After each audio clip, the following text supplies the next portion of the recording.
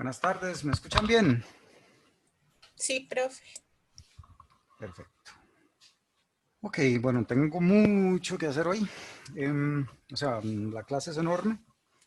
Vamos a parar a donde queremos y yo les subo videos más tarde de lo que falte, para que los vean mañana o en la mañana del jueves o cuando puedan. En realidad es que moví una materia de clases posteriores a esta porque me parece que tiene más sentido verlos aquí en el contexto. Pero bueno. La vez pasada estábamos viendo conceptos básicos y empezamos con la regresión lineal. Voy a hacer así un repaso súper rápido. Y en la regresión lineal lo que queríamos era, bueno, vamos a verlo aquí. Lo que queremos es prácticamente encontrar la recta de mejor ajuste.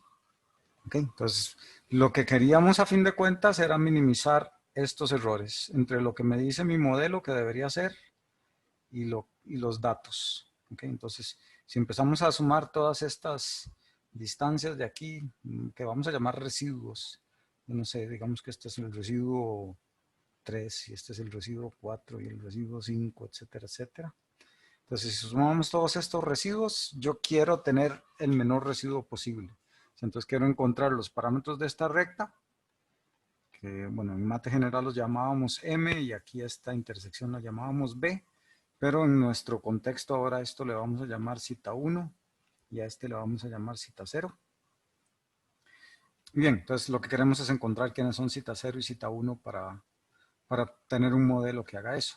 Entonces, bueno, la vez pasada definimos que a ese modelo le vamos a estar llamando hipótesis y que, bueno, en nuestro problema de regresión el valor que queremos estimar es un valor real, que vamos a tener otros problemas que llamamos de clasificación, donde esto es un valor discreto, de un set discreto de posibles valores, que vamos a llamar clases a cada valor. Pero de eso nos encargaremos en próximas clases. Por ahora estamos en el asunto de la regresión. Y bien, lo que habíamos hecho es diseñarnos una función de error, que de hecho este en concreto lo vamos a llamar los mínimos cuadrados ordinarios o OLS, Ordinary Least Squares, que lo único que hacemos es el residuo, o sea, esto que tenemos aquí es lo que llamamos residuo, el iésimo residuo, que es, esto es lo que está en el set de entrenamiento, entonces es lo que conocemos, lo que debe ser, digamos, porque en el set de entrenamiento, en aprendizaje supervisado, que es en lo que estamos, tenemos etiquetas, y esto es lo que ya llevaríamos, o llamaríamos nuestra etiqueta en este caso. Y esto es lo que el modelo predice, cuando le metemos la entrada XY. Entonces tenemos lo predicho y lo que debe ser. Y la diferencia entre lo predicho y lo que debe ser lo vamos a llamar residuo. Eso lo elevamos al cuadrado para que lo negativo y lo positivo valga igual. O sea, al hacer lo negativo al cuadrado se va en lo negativo. Y esa va a ser nuestra función de error. ¿Ok? Y lo que andamos buscando es con qué parámetro cita producimos el menor error posible. ¿Ok? Y ese es el problema en realidad que andamos buscando en aprendizaje supervisado. Quiero encontrar los citas que me producen el menor error. Y lo denotamos de esta forma, donde el arg lo que significaba es que voy a devolver el argumento que me produce ese mínimo. ¿Ok? De hecho, arg viene de argumento. Entonces, en vez del mínimo, que lo que me da es el valor de la función más pequeño, el argmin me devuelve el argumento en el que esa función es lo más pequeña posible. Cualquier pregunta me interrumpen, ¿verdad? Estamos aquí nada más en el repaso. Entonces, bueno, la vez pasada desarmamos esta función de error ya metiendo nuestra hipótesis de regresión lineal, que era esta cosa que teníamos aquí. Y bueno, vimos ahí varias formas de minimizar. Y la que estábamos viendo cuando se terminó la clase es el descenso de gradiente, que la idea es calcular la dirección del gradiente porque esa es la dirección de máximo ascenso cuando tenemos una superficie. Entonces, ahí estábamos, les pasé ya las fuentes para esto. Este ejemplillo que voy a estar usando se llama Pix algo, voy a ver cómo se llama en concreto. Se llama Pix Descent. Entonces ahí lo tienen ustedes en la carpeta de ejemplos en el TEC Digital por si quieren jugar con esto. Entonces estas son las curvas de nivel de esta superficie. ¿Okay? Y la idea va a ser el ascenso el descenso de gradiente. Aquí vamos a llamar descenso porque yo no quiero ir en la dirección en la que esto crece, porque lo que yo quiero hacer es reducir el error. sino que entonces voy a irme en el menos gradiente para irme en la dirección de máximo descenso. Entonces, por ejemplo, voy a poner un puntillo por aquí, que sería como este lado de la montaña. Entonces ahí vemos, calculé el gradiente de esta cosa y en esa dirección puse esta línea. Entonces, bueno, aquí visto desde arriba, nos estamos moviendo por ahí. Voy a decirle que esto, visto desde arriba, es así. Voy a intentar que esto esté en un factor de aspecto un poquito mejor. Profe, Señor. bueno, no Perdón. sé si será importante, pero ahí se le corrió la cámara. Se me corrió la cámara. Está bien, la Ya. cámara está bien, pero lo que estoy viendo es una sombra terrible aquí. Ajá, eso Sí, es por la ventana de Zoom. No, es otro programa que no se ha seleccionado ahí. Ajá, ya. Sí, listo. no sé, era una pulga. Bueno, no había en realidad ninguna ventana ahí, pero me puse a correr todas las otras ventanas que están en otro lado a lo loco y ya funcionó. Somos medio loco con eso. Ok. Ahí también es que me puse a jugar con una configuración de NVIDIA porque he visto en los videos anteriores que hay un ruido por aquí. No sé si han visto en los videos, se desaparecen y aparecen cosas. Entonces, bueno, estoy viendo que no está saliendo en este momento así, entonces puede ser que esa parche que le hice a NVIDIA salió por ahí. Ok, en esta curva, en esta tercera curva que estoy aquí, esto creo que no se los puse la vez pasada, lo implementé después, es lo que vamos a estar viendo un error por iteración. En la iteración 0, o sea, en el primer inicio, cuando arranqué, yo medí cuál es esta altura, digámoslo así. Si esta es la función de error, entonces ¿cuál es esta altura? De aquí donde está el punto hasta aquí abajo, ¿cuál es la altura de ese error? Y este es el valor que estamos poniendo aquí. De hecho, aquí me dice que es como 7.4. Bueno, aquí si pongo esto en perspectiva, sí, más o menos, por ahí anda, en 7 punto algo. Ok, aquí estoy haciendo un truquillo que yo le pongo un offset. Si ustedes ven el código de Octave, ahí yo le estoy poniendo un offset a esta curva para que me la plote por encima y poderla ver, porque si no uno lo ve así como abajo y no se ve nada. Entonces es artificial, se le estoy poniendo un puntillo arriba nada más para que se vea la línea recta esa. Ok, bueno, y entonces ahí cuando llegamos a la nueva posición volvemos a calcular el gradiente, voy a seguir esa dirección. Aquí, bueno, entonces ahora ya tengo 2 puntos. Bueno, en realidad aquí creo que me está faltando plotear siempre al final, pero no importa, ahí lo que voy viendo entonces son como estos puntos que él va poniendo y los voy poniendo aquí en la recta. ¿Okay? Entonces esto que estamos viendo aquí es una famosísima curva de iteración error, o sea, el valor del error por el número de iteración. Entonces ahí vemos cómo nos vamos acercando al mínimo y esta cosa converge al mínimo. Estas curvas ustedes las van a ver en cuanto paper vean de Machine Learning, porque es como la forma en la que uno analiza el proceso de aprendizaje. En teoría, si aquí llegamos a 0, estamos en un mínimo. Bueno, no, mentira, es una mentira lo que les acabo de decir. Pero bueno, cuando esta cosa se estanque, llegamos a un mínimo local. Ok, bueno, ahí llegamos a un mínimo. Voy a ponerme aquí en otro lado para irme a otro mínimo más fuerte. Ok, y ahí voy en esta otra olla, ahí estoy para adentro. Entonces vean que aquí sí estoy con valores negativos, pero eso es porque esa función es así.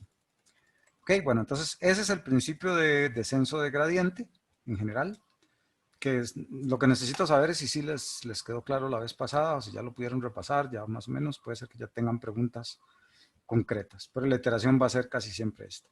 Calculamos el gradiente de la función y vamos a reestimar la posición, o sea, el zeta, simplemente como el zeta que tenía menos el gradiente multiplicado por una tasa de aprendizaje, que esta cosa es conflictiva, o sea, si lo elegimos muy pequeñito, esa cosa va a ser muy despacio, si lo elegimos muy grande, esa cosa se va a desestabilizar. ¿Ok? Bien, entonces este es el ejemplo que acabamos de ver. Este es nuevo, se lo subí. Bueno, en realidad es el que teníamos antes, pero se lo subí porque tiene un cambio que quería hacer desde hace tiempo, si no había tenido tiempo de hacerlo. ¿Cómo se llama? Ok, que eso es ya con el caso concreto de los precios de las casas y esas cosas. Vamos a poner aquí. Ok, entonces aquí lo que estamos viendo es, conforme yo me voy acercando al mínimo, ahí digamos, arranqué, este punto que está aquí, donde arranqué, es esta línea negra, y conforme yo voy avanzando, voy convergiendo a la línea de mejor ajuste, porque me voy acercando al punto de menor error, que habíamos definido el error como estas distancias de los puntos para allá. Ok. Ay, mira, tengo una pulga en esa cosa. Quién sabe qué cambio hice últimamente. Y algo hice mal ahí. Bueno, tengo que arreglar la pulga. En todo caso, este es el proceso. Aquí llegamos ya al proceso que es. Tengo que ver, ahí seguro hay unas líneas fantasma porque se cayó el puro final. Bien, aquí no le he hecho esta curva. De hecho, posiblemente en la tarea 1 o 2 los ponga a ustedes a dibujar estas curvas que ya saben que están ahí en el Quick Step para agarrar la idea y que ustedes las puedan implementar en este tipo de problemas. Ok. No sé si tienen alguna confusión con esta historia de la función de error y qué es lo que estamos haciendo al minimizarla por medio de pasos de descenso de gradiente. Si todo está clarito, no sé, ustedes me dicen, por lo menos digan, sí, sí entendí. Profe, tal vez ahí, vamos a ir relacionando esto a inteligencia artificial o en sí al patrón?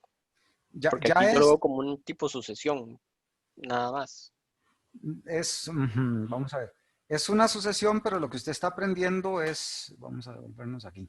Usted en ese proceso de sucesión, bueno, esto que estamos viendo aquí es el espacio aquí adentro tenemos el área de la casa, digamos, y aquí tenemos el precio de la casa. Esto que ven aquí las estrellitas son los datos de entrenamiento. Y yo aprendí, o sea, aprender es que yo me di un set ahí inicial de cita 0, cita 1, que era esta recta de aquí, y conforme yo iteré, mi recta se ajustó a esta cosa. ¿Ok? Eso fue el proceso de aprendizaje o el proceso de entrenamiento. Ahora, cuando yo quiera predecir, ya tengo el modelo. O sea, yo ya tengo un cita 0. Ok, esto me va a dar a mí el modelo con el cual yo voy a predecir lo que viene. Entonces, realmente esto solamente me sirve para entrenar. Exacto. Aquí no está todavía ningún solo no lo tipo haga de... tan despectivo, eso es lo más importante de todo. Ok, no, pero... sí. Sí. O sea, lo que nosotros ahora tenemos es un modelo de que el precio de la casa va a ser igual a cita 0 más cita 1 por el área de la casa. Sí, ese es nuestro modelo. Y estos son los dos parámetros que yo aprendí. Pero ahora yo puedo ir ahí y decirle en 450 no hay nadie, pero ok, ¿cuál es el precio de la casa que tiene área 450? Y ya él me lo da. Y ese es el uso. O sea, cuando yo estoy prediciendo con algo que yo aprendí. Ok. Sí, sí se entiende el concepto. Sí. Ok, ahora algo que creo que bueno, no sé quién era el que estaba. Steven. Cuando vimos esta gráfica de 3 dimensiones que tenía varios mínimos locales y un mínimo global, eso Ajá. no es la gráfica que vimos del ejemplo de las casas, porque al variar cita 0 y cita 1, tendríamos comportamientos cuadráticos en ambos ejes. Entonces, ese no sería como la gráfica, ¿verdad? No, la gráfica no era esa. La gráfica es esta, que es cuadrática. Sí, ¿Ok? correcto, que O sea, tiene un vamos solo a ver. mínimo. Sí, sí, sí. Aquí solo tenemos un mínimo y vamos a llegar allá. Pero la forma de esta curva no está relacionada con la forma de esta. O sea, usted todavía puede tener dos dimensiones aquí y esta cosa puede ser un desastre, como la que teníamos antes. Y si mi modelo es este, ve, aún así, siguen siendo líneas rectas, solo que se va a quedar estancado en mínimos locales. O sea, si Correcto, sí, esa era mi pregunta, porque al tratar de buscar una gráfica que se ajuste al error con un comportamiento lineal, podemos tener una gráfica en 3 dimensiones del error con varios mínimos locales, no necesariamente solamente uno. exacto. Ok, Eso va a depender gracias. mucho nos va a pasar 40.000 veces en el curso de que llegamos a funciones terriblemente mal portadas. Y de hecho mucho en el curso va a ser, ok, ¿qué podemos usar para arreglar la torta? Sí, ¿Sí? depende únicamente de la distribución de los datos. O sea, la forma de esta señal aquí depende del modelo que usamos. Y este modelo es lineal. ¿Ok? Entonces, aquí vamos a tener líneas rectas porque nuestro modelo es lineal. La forma de la superficie de error que estimemos depende de cómo definamos J. ¿Ok? Este J, la forma en la que lo definamos, es el que me determina si es una parabolita así tan bonita como la que teníamos o si es una cosa tan torcida como si es eso. ¿Ok? O sea, esto es J. J, como yo lo defina, es el que me va a determinar esta cosa. ¿Ok? Si es así de torcido, pues sí, voy a tener problemas. De hecho, algunos de los métodos que vamos a ver, lo que se ocuparon es de forzar a que mi J tenga más bien esta forma. ¿Ok? Que esta forma es muy bonita, es paraboloide. Sí, de hecho esto lo vamos a llamar una función convexa, que es, bueno, ahorita les enseño un dibujito distinto, que también ya lo tienen por ahí, para explicar un poco ahí por qué vamos a necesitar normalizar. Pero en todo caso, esta cosa es convexidad. Es algo deseable porque solo tendría un mínimo cuando esto es convexo. Y obviamente, si yo quiero converger al mínimo, y si solo tengo uno, genial. Por ejemplo, en el mundo de las redes neuronales, esto es imposible. Y vamos a tener cosas así, definitivamente. O sea, no hay quite, vamos a tener cosas así. Y al tener cosas así, obviamente, tenemos el enorme problema de que nos podemos quedar muy fácil pegados en un mínimo local. Pero ahorita vamos a ver algo interesante. De hecho, que es en lo que quedé la vez pasada. No sé si tienen más preguntas. Sí le quedó claro que la forma esa que puede ser torcida no es J, pero que el modelo que yo estoy haciendo aquí en realidad es otra cosa. ¿Sí? Sí, sí. Sí, ok, perfecto. Algo que quería hacer yo era revisar este código para ver qué está pasando ahí, porque alguien puso un comentario, creo que fue Rodolfo, que no estaba muy claro qué estaba pasando ahí, entonces veamos. Y así ustedes pueden ir viendo cómo esta mate directamente se refleja en el código. O sea, no sé qué tanto han jugado ustedes con este tipo de lenguajes. En realidad le quitan a uno un montón de cosas de encima. O sea, si estuviéramos haciendo esto en C++, serían quién sabe cuántas cientos de líneas más, aún con bibliotecas para ayudar. Ok, bueno, ahí en detallitos. Aquí estamos cargando este archivo escazú.dat, que lo podemos ver. Escazú.dat es esa matriz ahí, toda sin gracia. Ok. ¿Cuántos datos tenemos aquí? Tenemos 11 datos. Ok, cada dato tiene 4 cosas, que uno era área, el otro era como número de cuartos, el otro número de baños, o no sé, la verdad no me acuerdo, número de pisos. Creo que esto era número de pisos y esto era como número de habitaciones, algo así. Y esto es el precio. Ok. Entonces, bien, yo le digo a Octave que cargue esa matriz. Ok, entonces aquí D va a ser una matriz de, que sería de 10 por 4, o sea, 10 filas, 4 columnas. Y yo aquí lo que voy a decirle es, vea, hágame otra nueva matriz que voy a llamar a X0, que va a tener una columna de unos, donde esa columna de unos, pues va a tener tantos datos como datos tenga D, o sea, tantas filas como filas tenga D, por 1, o sea, es nada más una columna de unos, y voy a extraerle la primera columna a D, o sea, esto es todas las filas, primera columna, ¿ok? Y con eso entonces me armé lo que llamamos matriz de diseño, que va a tener la primera columna unos y la segunda columna los datos. ¿Por qué estoy haciendo eso? Yo creo que eso también ya lo hemos visto por aquí. Si en alguna parte en la clase habíamos visto, eso que no puedo, ya. Que nuestra hipótesis está hecha de esta forma, pero entonces para poder yo expresar muy fácil que mi hipótesis es zeta transpuesto por X, lo que yo voy a hacer es que mi X en realidad esté dado por un 1 artificial que le estoy metiendo a la fuerza y después el X o los datos X que yo quería. En este caso del ejemplo, bueno, voy a tener el 1 y mi único X existente va a ser el área. ¿Ok? Entonces eso es lo que estoy haciendo ahí, metiéndole a mis X unos y al resto, bueno, y el resto es el área. Déjenme que se me perdió el Linux que estaba usando. Ok, entonces eso es lo que pasó aquí. Lo que cambió un poco en el código respecto al viejo, bueno, por el viejo, por si ustedes no lo conocen, es que me dice un objeto para normalizar. ¿Ok? Entonces esto va a ser un string nada más con el que le voy a decir qué tipo de normalización quiero. Ya vamos a hablar de normalización, me interesa mucho. Y este objeto de normalización que está ahí para que ustedes lo vean y lo desarmen completamente, este objeto de normalización va a agarrar los datos y los va a normalizar. De modo que en min-max el valor más chiquitillo va a ser mapeado a -1 y el valor más grande va a ser mapeado a 1. Eso es lo que hace esta cosa. Entonces, bueno, este normalizador de X, lo único que le estoy diciendo, hey, vea, agarre esos X que están ahí. El fit transform, esto estoy inspirándome un poco en la nomenclatura que usa Keras para irlos ustedes alineando a Keras. Y entonces esta cosa lo que va a hacer es agarrar los datos y eso, mapear el valor más chiquitillo a -1 y el valor más grande a 1. Aquí hay una columna muy mal portada que es la de unos. 1 es el mínimo y el máximo. Yo no puedo mapear 1 a -1 y a +1 a la vez.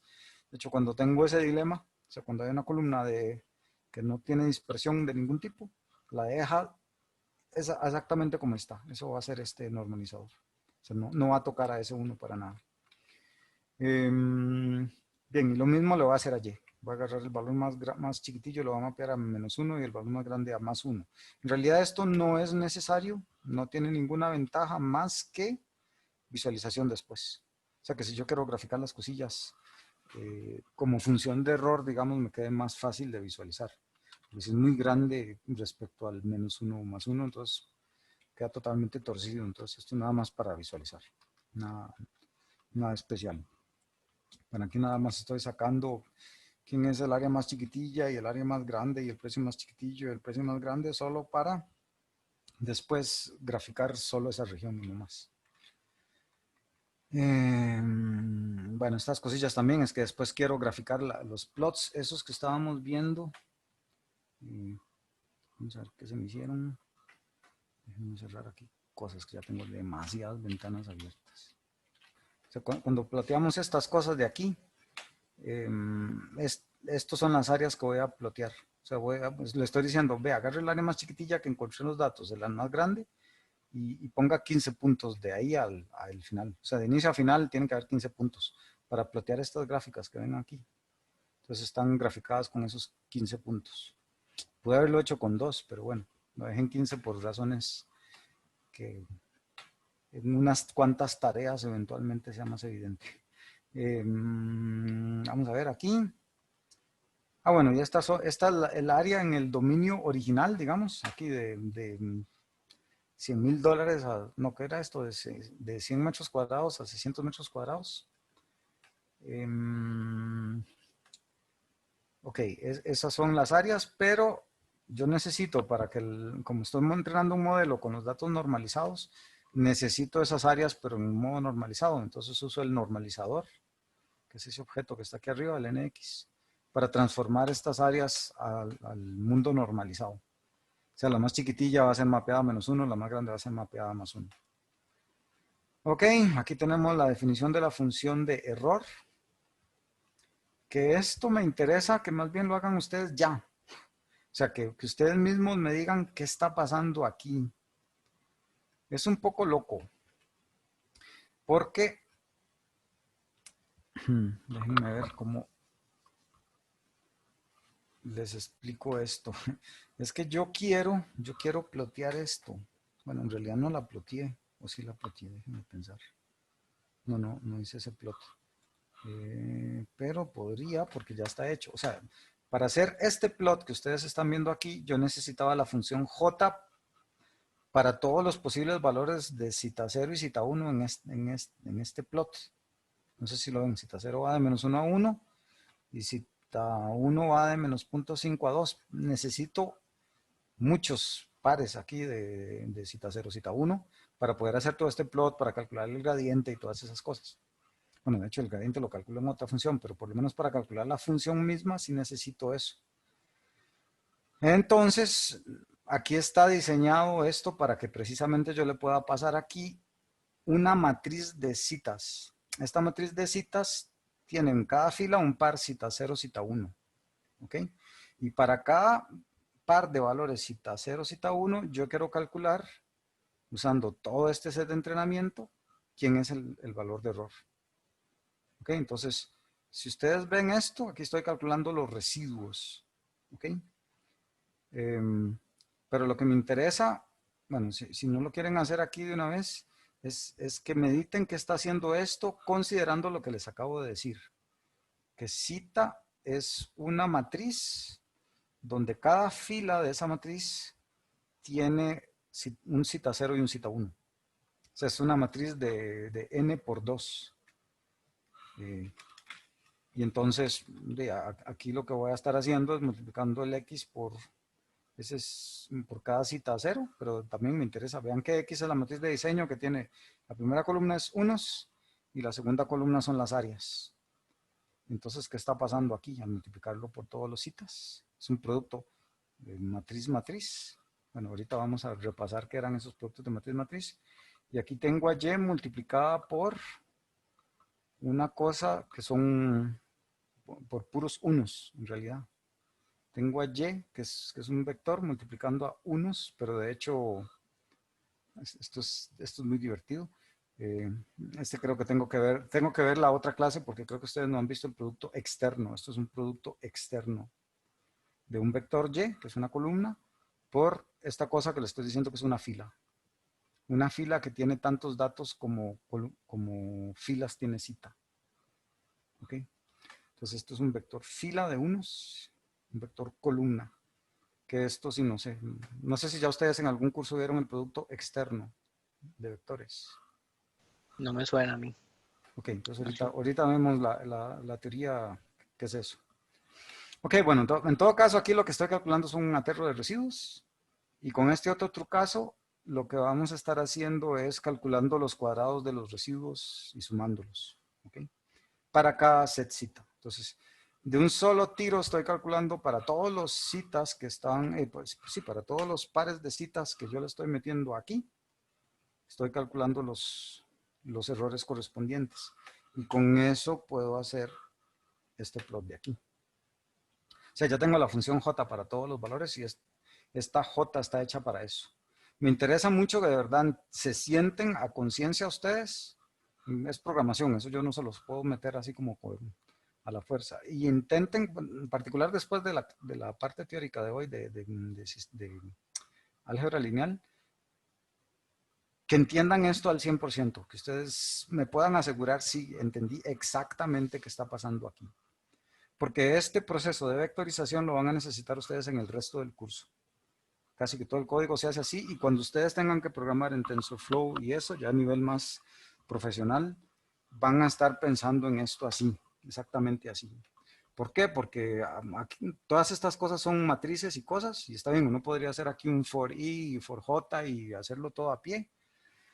Pero cuando ustedes ponen esto así, en TensorFlow, digamos, que ustedes tienen una matriz y multiplican así esa por otra matriz, en TensorFlow eso lo mapea directamente a los cores de CUDA o lo distribuye si están en un clúster y, o sea, ustedes ya no se preocupan de la carpintería de cómo implementar eso súper eficiente, sino que esto automáticamente va a paralelizarlo y hacerlo rapidísimo. ¿Ok? Bien, en todo caso, como les digo, ahorita un poquito de esta mate que nos hace falta, aquí nada más nos hace falta producto externo y este truco también se entiende ahí bien con este producto de Hadamard que está aquí. Y listo. Esta cosa es el gradiente, que el gradiente lo tenemos aquí, la teoría. Aquí está. La vez pasada habíamos calculado el gradiente de J.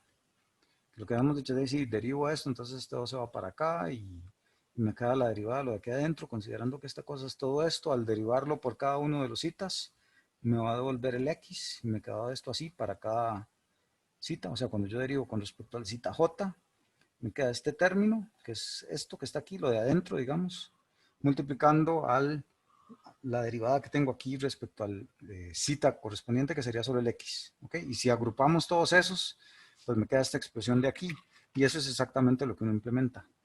¿Okay? Aquí el gradiente, solo que de nuevo, ¿por qué esta suma es exactamente esta línea? Es lo que necesito que ustedes mismos se sienten y lo entiendan.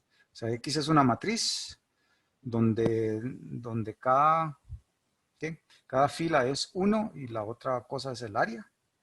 ¿Ok? Y o sea, este producto que tenemos aquí sería este cita por cada fila de X. O sea, este X en realidad tiene toda esta suma entera, que eso es lo que hay que entender aquí, que está pasando de un solo tiro. O sea, que yo me ahorré esta suma y integramos todo esto en una sola cosa. También eso me parece que en la parte de hoy vamos a jugar un poquito con esto para ver por qué yo puedo agarrar todo esto y sintetizarlo en una suma. Sí, sí está en la clase de hoy, pero creo que está en la parte que seguro se los voy a tener que poner en un video. Pero en todo caso, vean que una línea aquí, en ninguna parte ustedes ven aquí que haya un for 1 hasta m para sumar todas las no sé qué, porque yo aproveché y usé álgebra lineal para mapear que este x está metido en toda esta x y que todos estos y están metidos aquí. Y a punta de álgebra lineal pude meter todo eso en una sola cosa. Ok, y a este x que está aquí vuelve a aparecer aquí. Pero en realidad sí, supongo que sí ven la forma, que es aquí un producto de x con cita, aquí está x con cita. Menos y, aquí está el menos y, que está multiplicado por unos. Y a eso lo va a multiplicar por x, que es este x. ¿Ok? Entonces, ese gradiente que está aquí es exactamente lo que estamos viendo ahí en el código. Y ya, yo creo que en realidad eso es lo más complicado de ese código. El resto es nada más, más cosas para dibujar que otra cosa. Aquí este es el loop que estamos usando para pintar. Y ahí, bueno, todo es pintar los vectorcitos de esa cosa, bla, bla, bla. El descenso de gradiente en realidad es esto que está aquí. ¿Sí? O sea, calcula el gradiente en la posición que lleva. La nueva posición es igual a la posición donde está menos alfa por el gradiente. Y eso es el descenso de gradiente que hemos visto. ¿Ok? Entonces, sí necesito que ustedes agarren tiempo y se sienten a entender este código al 100%. Varias de las tareas va a ser tomar este código y modificarlo para que haga otras cosas.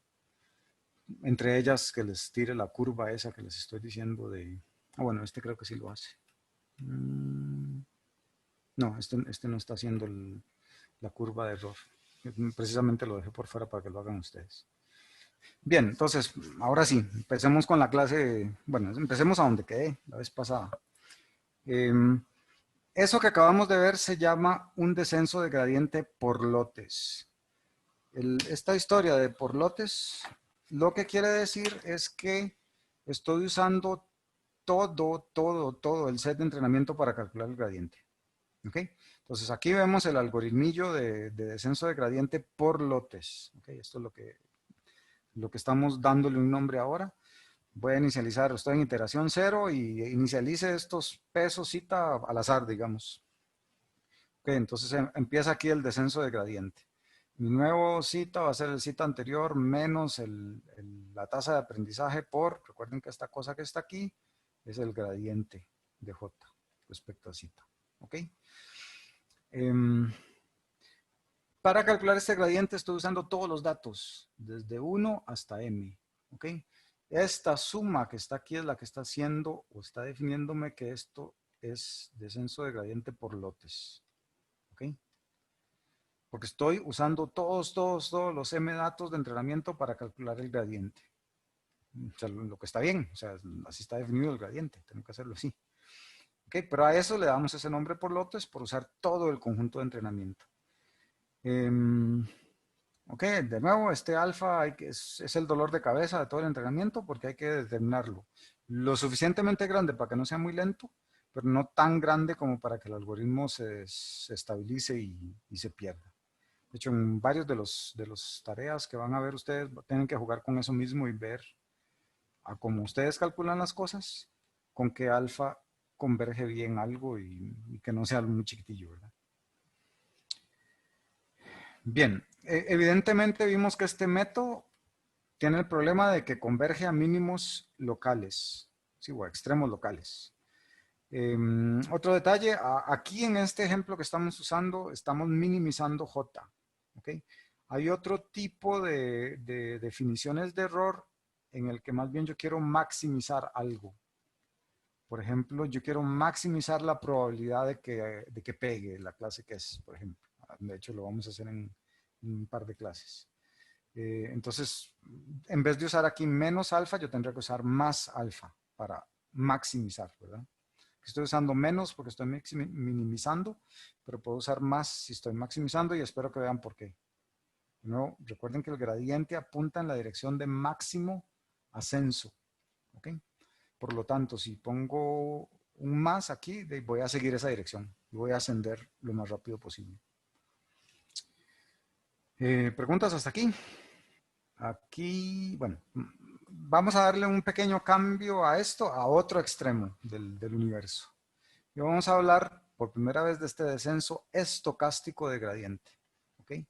Y descenso estocástico, la idea va a ser, y esta, por cierto, es, bueno, el espíritu de esto es el que ha permitido al Deep Learning funcionar hoy en día. La idea va a ser la siguiente: si yo tengo muchos datos, miles de millones de datos, como son los problemas de hoy en día, hacer este cálculo aquí es prohibitivo. O sea, yo no puedo sumar aquí de 1 a 10 millones de datos de quién sabe cuántas dimensiones para calcular esto. Que sería carísimo, voy a durar minutos o horas en cada paso. Ok, entonces no, imposible. Lo que voy a asumir es, con un poquitillo de esos datos ya tengo algo que anda más o menos bien en la dirección que tiene que ir. ¿Ok? Este descenso estocástico es irme al extremo. Yo voy a decir, con un dato que yo use, voy a aproximar ese gradiente. ¿Ok? Entonces, bueno, la historia es muy parecida a la anterior: inicializo t igual 0 y cita 0 ahí al azar o como sea. Y ahora vean que reemplacé la suma para cada dato de entrenamiento. Hágame un paso, pero vean que aquí ya no está la suma. O sea, haga un paso con este set de entrenamiento. Esta selección aquí es al azar. ¿Ok? Tiene que ser al azar. Esa selección tiene que ser al azar. Y bueno, de hecho hay varias tecnologías ahorita, o varias estrategias. Ahorita les menciono las dos principales. Pero en todo caso, decía, esta selección al azar hace que yo agarre un dato al azar y me mueva en la dirección del aporte al gradiente de solo ese dato. ¿Ok?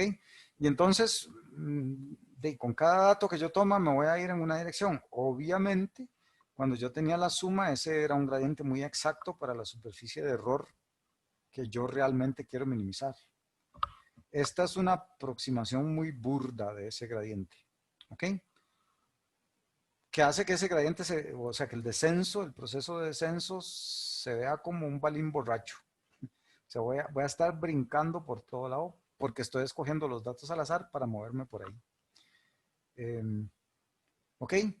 Entonces, ventajas y desventajas. Uno, yo voy a empezar a ver aprendizaje inmediatamente. O sea, no voy a tener que recorrer mis 100 millones de datos para hacer un paso, sino ya con un dato que yo tenga, yo ya voy a estarme moviendo. ¿Ok? Pero me va a estar moviendo medio chueco, pero rápido. ¿Ok? Que cuando tengo millones de datos, ese rápido es lo que me interesa.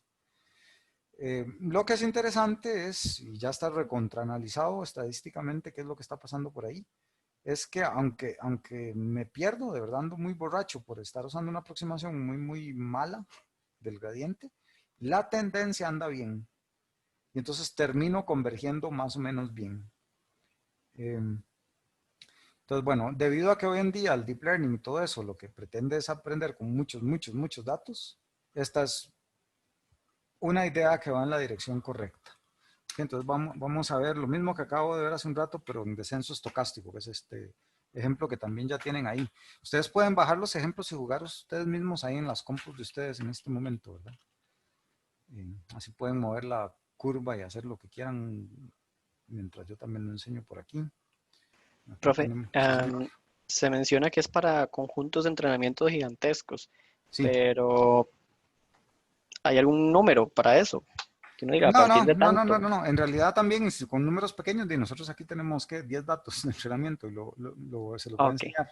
La ventaja que tiene esto es indiscutiblemente para grupos de datos gigantescos, porque usted puede ver el efecto con pocos datos, o sea, con un subset de datos de esos rápido, digamos.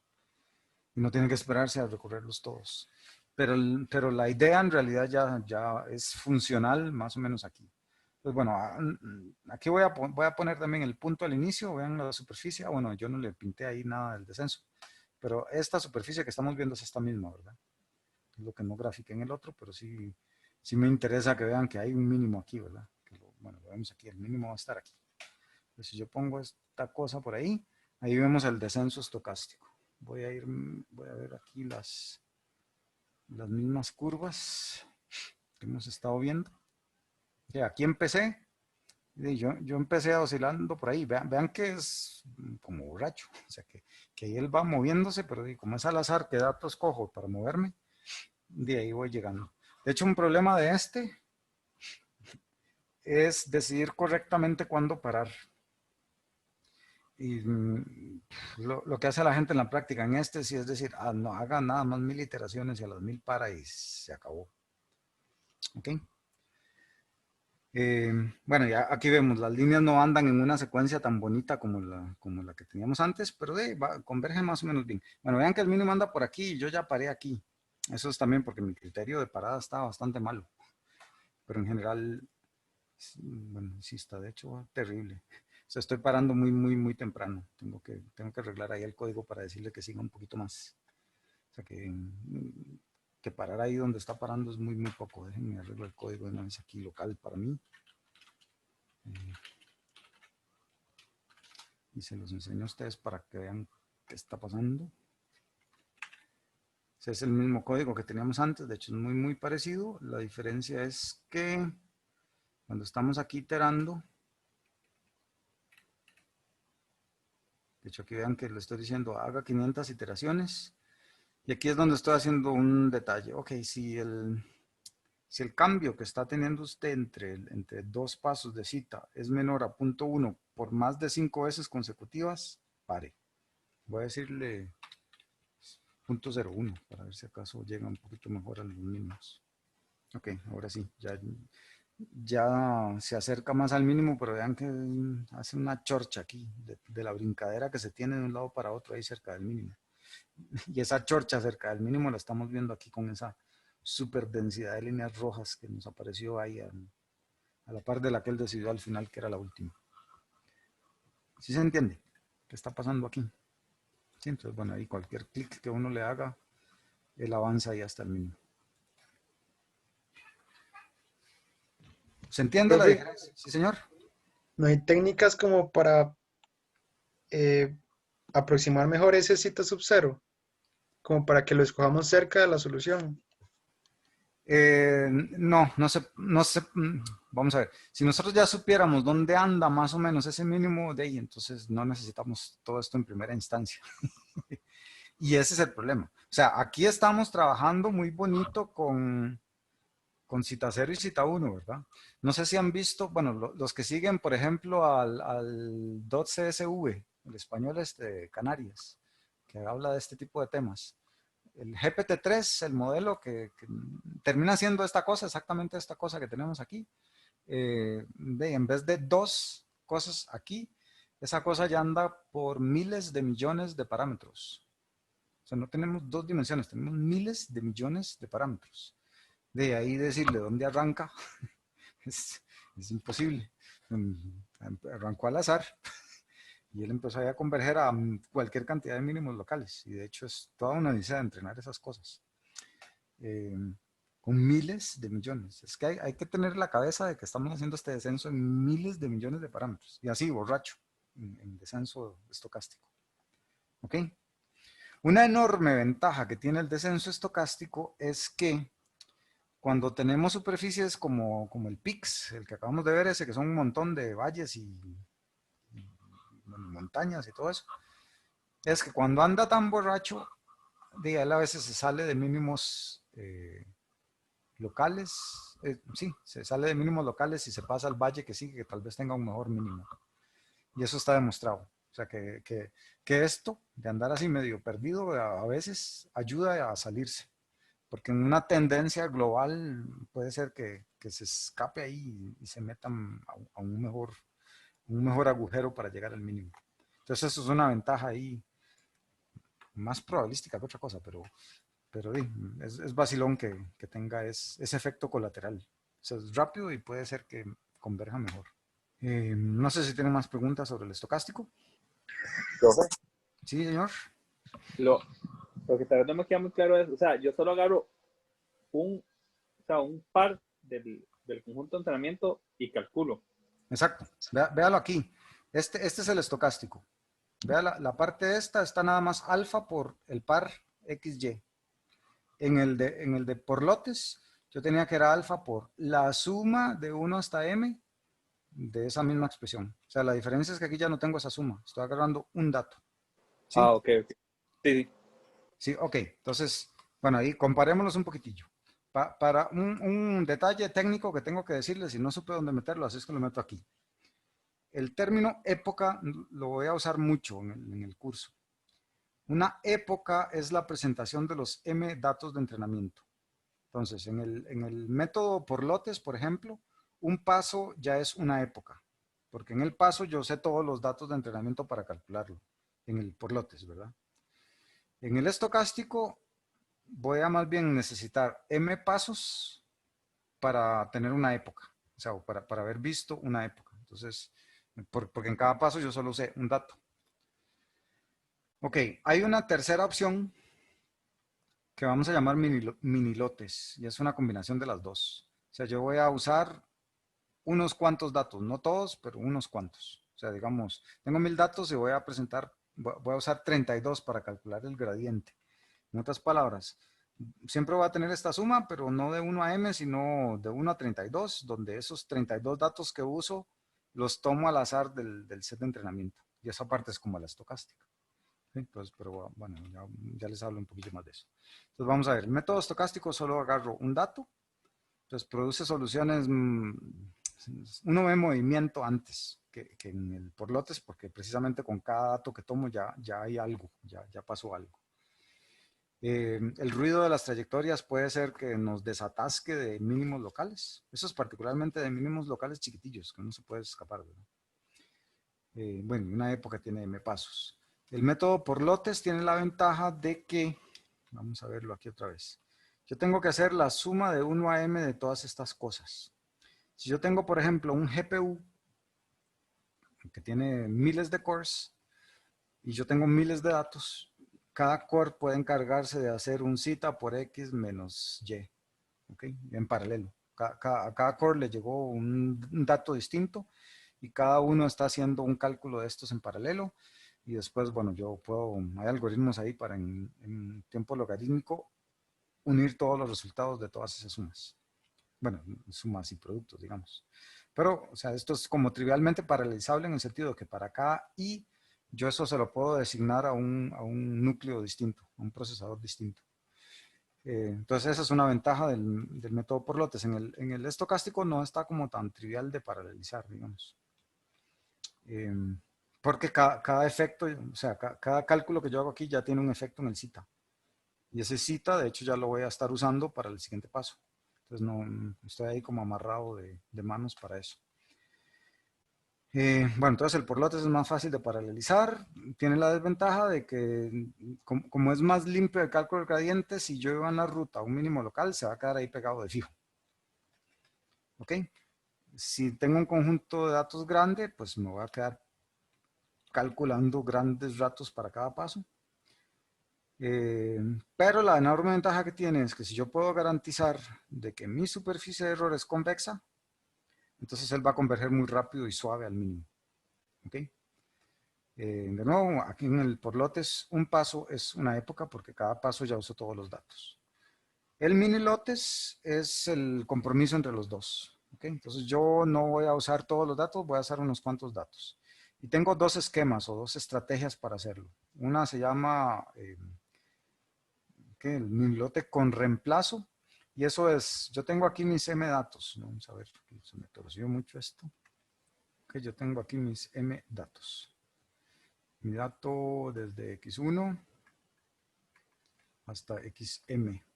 ¿Ok? Entonces yo voy a escoger M datos al azar. Digamos este y otro por aquí y otros y este. ¿Okay? Entonces ya tengo, digamos que mi M era 3, entonces ya tengo esos 3 datos. Cuando hay reemplazo, quiere decir que la próxima vez que yo escoja un mini lote, yo devuelvo esos X al conjunto, y la próxima vez puedo escoger al azar, y puede ser que los escoja de nuevo si uno tuvo esa suerte. Sin reemplazo es que yo saco estos datos y los elimino del conjunto hasta que se me acabe el set de datos. ¿Okay? O sea, la próxima vez que escoja 3, ya no van a ser los 3 del anterior, sino que voy a escoger otros 3. ¿Ok? Bien, este se usa cuando tengo set de datos pequeños, que yo puedo permutar, digamos, estos datos. Entonces puedo ir sacando del tamaño del minilote en tamaño del minilote datos, quitándolos, eso no es problema. O sea, por decirlo así, agarro esto y lo desordeno, y después empiezo a sacar M de M en M una vez desordenado este set. Entonces saco los datos al azar, pero cada época va a haber visto todos los datos al menos una vez. Ok, yo lo puedo asegurar. Ok, esto de nuevo se usa cuando es pequeño porque yo puedo calcular esa permutación fácil, digamos. Pero si mi set de datos es gigantesco, o sea, como los que se usan hoy en día de millones de datos, hacer ese vector de permutación es carísimo y en realidad ya no vale la pena.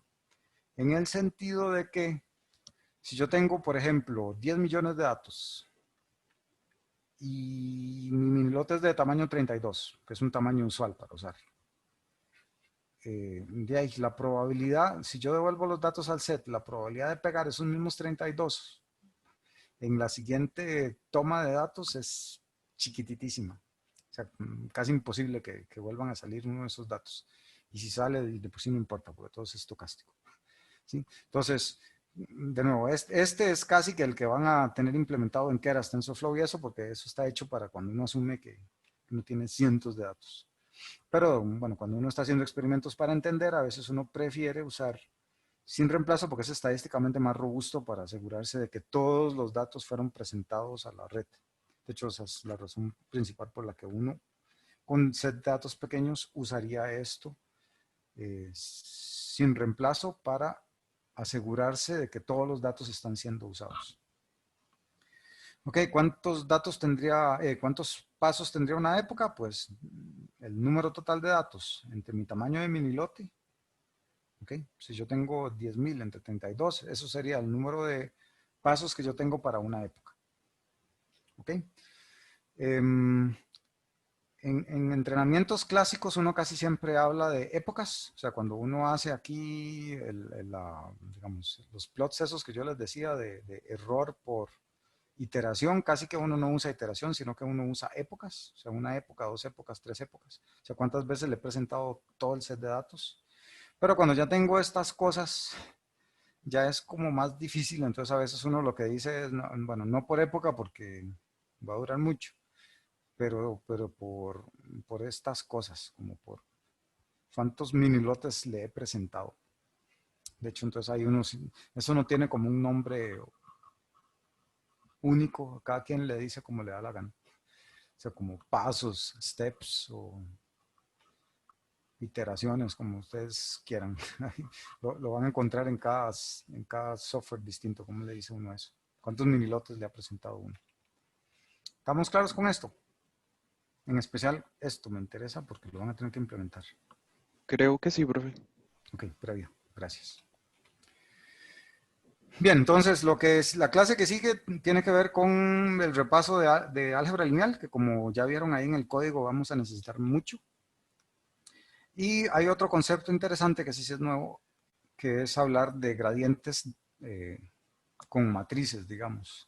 Mi función depende de una matriz y quiero un gradiente respecto a esa matriz. Y eso lo vamos a usar mucho para derivar métodos. Vamos a ver, aquí hicimos esto a pie. Esta cosa aquí de los gradientes y eso lo hicimos a pie. Aquí cuando está cargando, ok, tengo toda esta matriz y aquí lo hago a pie. Pero en realidad todo esto lo puede hacer uno en un solo paso casi. Entonces vamos a hacer eso. Vamos a ver cómo hacer todo esto de un solo tastazo. Y la primera tarea que les voy a dejar tiene que ver con eso, con cómo calcular estas cosas con esa mate de matrices, de gradientes de matrices. Precisamente porque después ustedes van a tener que implementar unas cuantas curiosidades haciendo eso así.